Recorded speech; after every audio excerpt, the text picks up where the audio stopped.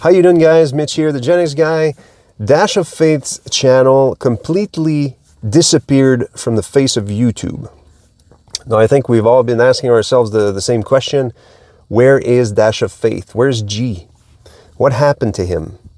And it feels a lot of people are sad about it, and like myself, we miss G. We're not sure what happened. Now, let's talk about what might have happened. And I just wanted to bring to you guys a little bit of information, important information about YouTube rules and regulations. Basically, the channel disappeared in a second. That's what happened. You can't find his videos. Where are they? Where are they? We can't get a hold of him. So first of all, I wish him well. I hope everything's okay with him and his family. I'm sure we all wish him the best. We wish him to come back. I wish him to come back.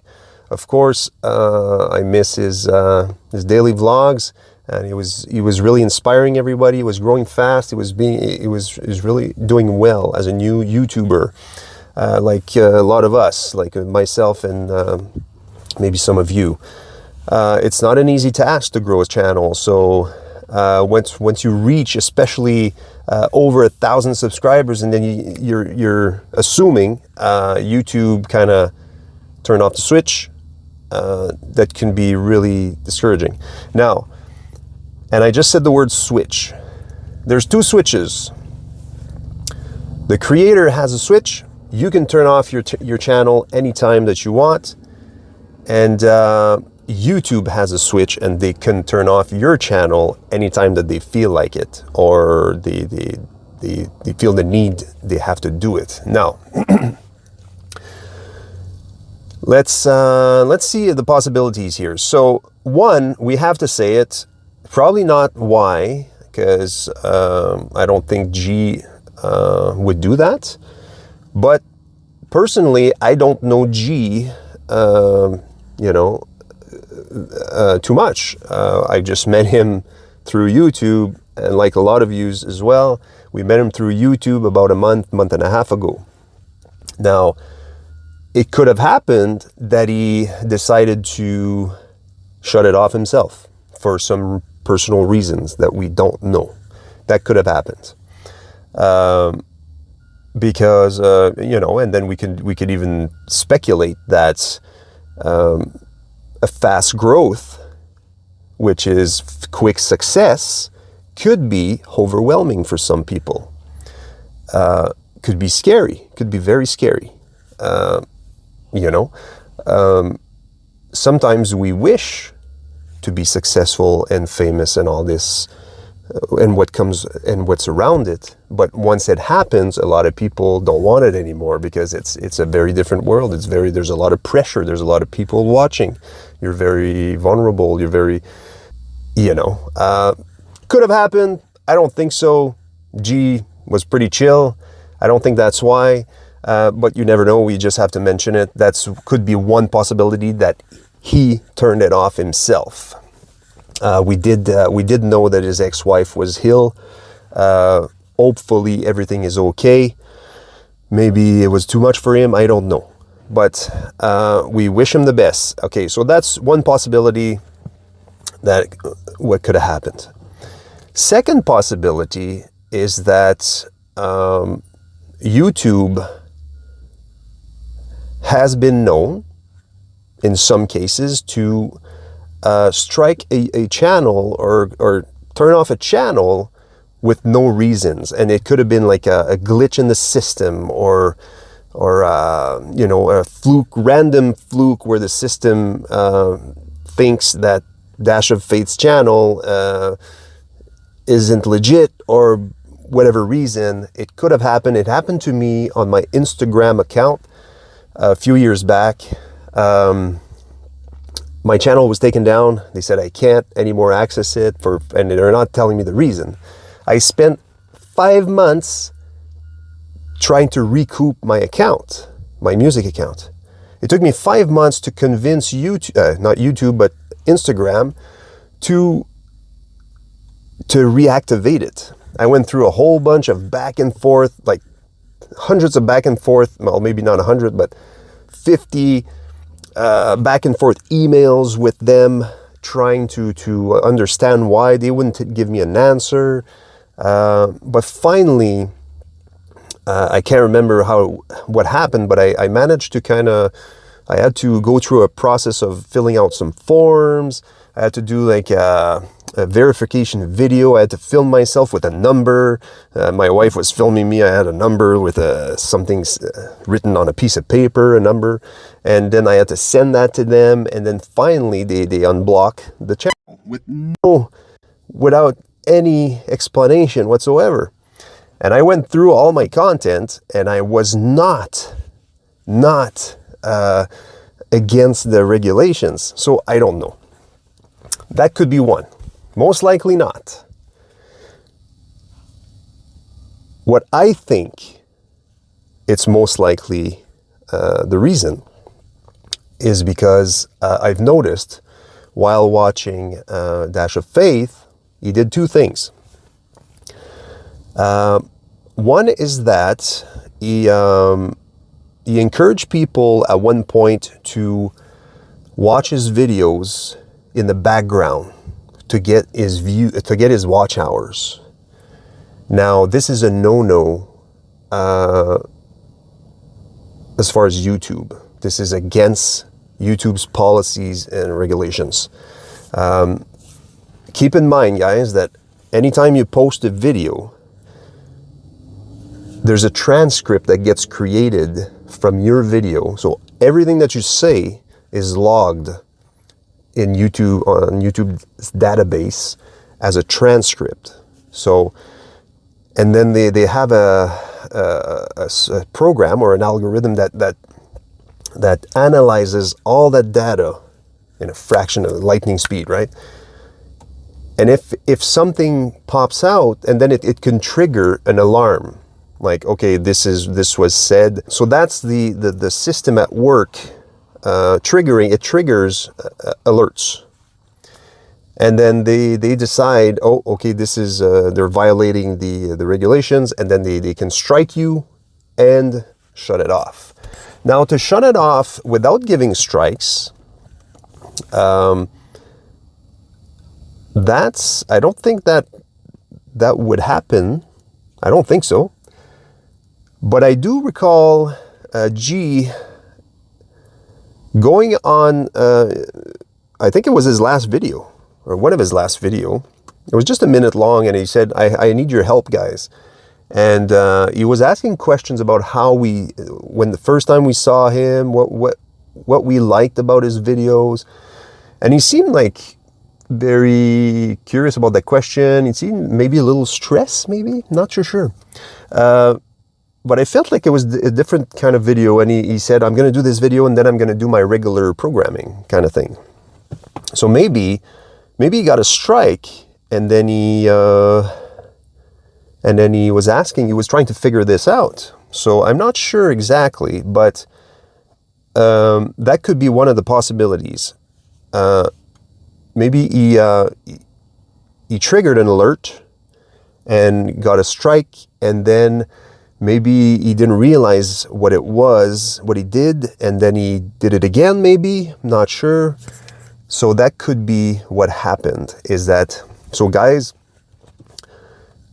it's against regulations to try to encourage people to watch your videos on repeat in the background. This is, you don't want to do that. It's against, because YouTube doesn't want people to just press play and leave. So they're against that. So be careful with that.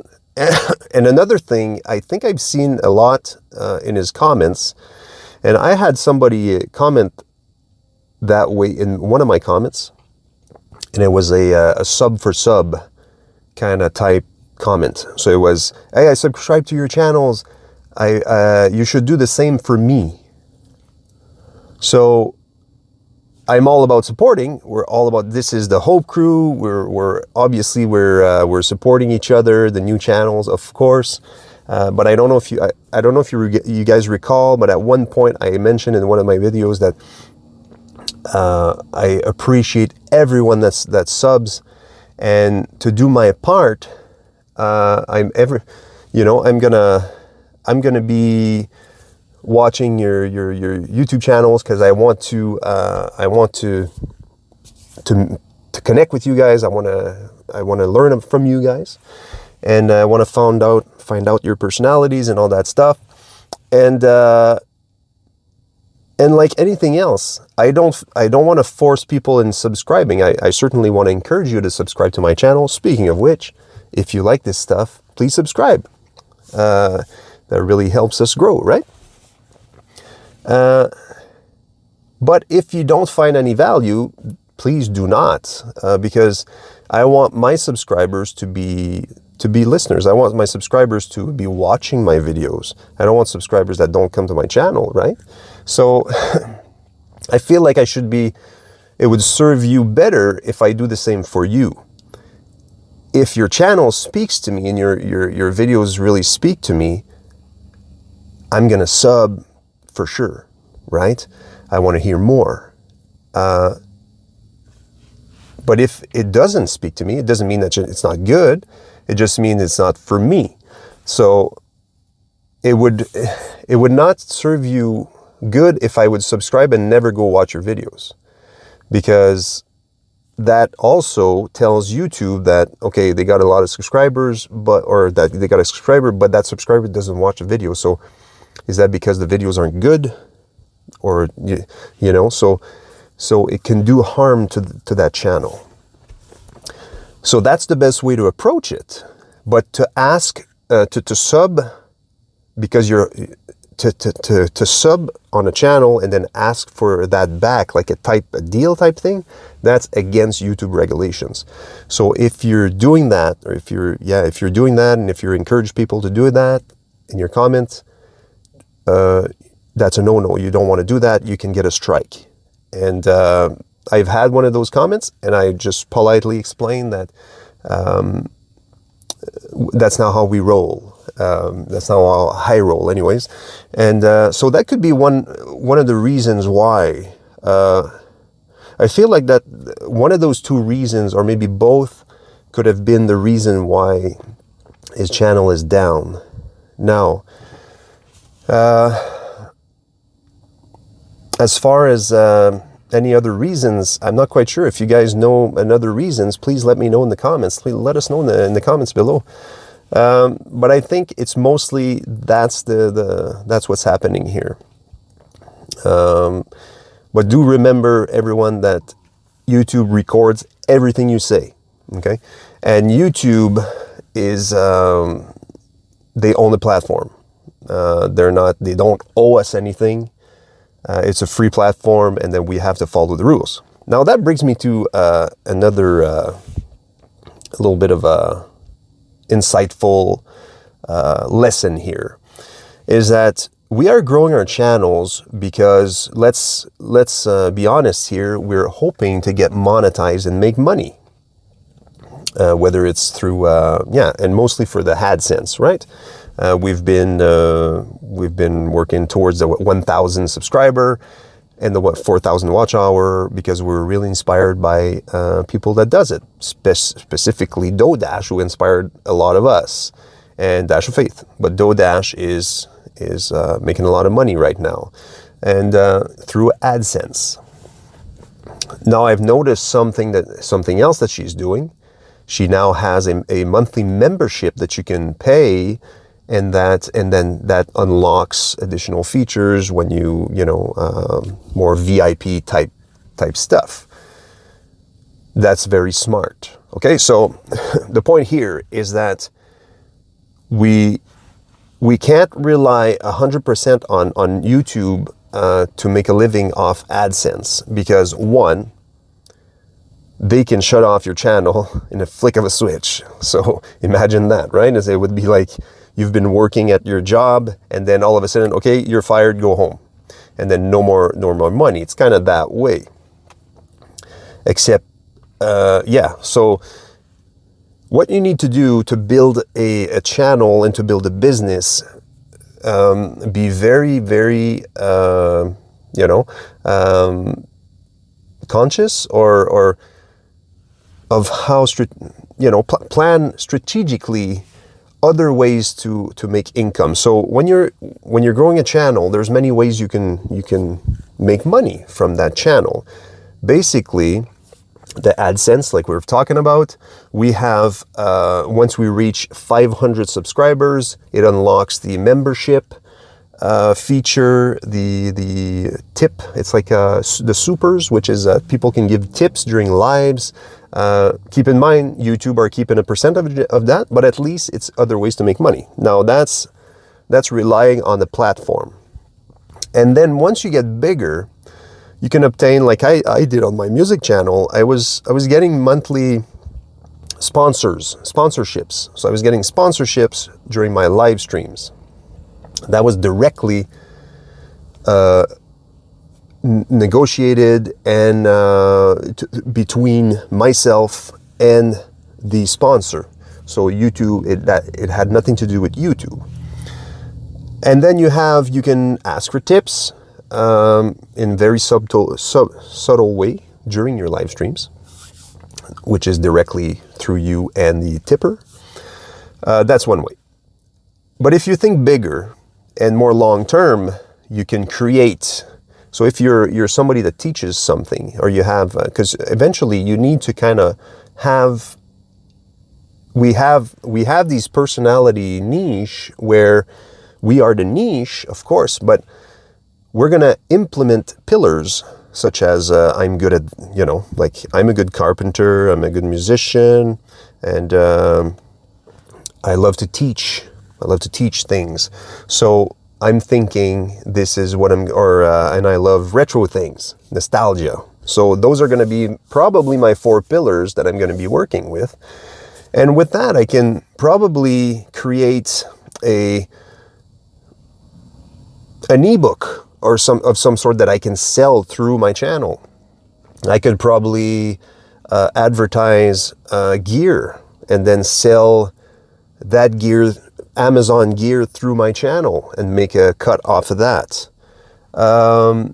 You can create a course. If you're teaching how to grow on YouTube, you can create a course and make money off of your course. So we kind of have to think that way for long term, right? We can't just rely on AdSense, because look what happened to G here, Dash of Faith. So, and it was, and I'm sure it was an honest mistake if it was a strike on YouTube. You know, G just started. He's learning. So that's why I wanted to make this video. One, to wish G, hopefully he's listening. G, if you're listening, we're praying for you. We're sending you good vibes to you and your ex-wife. Hope she's better. Hopefully you come back. And hang in there. You can probably reach me on my. You can reach me on all my other social platforms as Mitch Jean.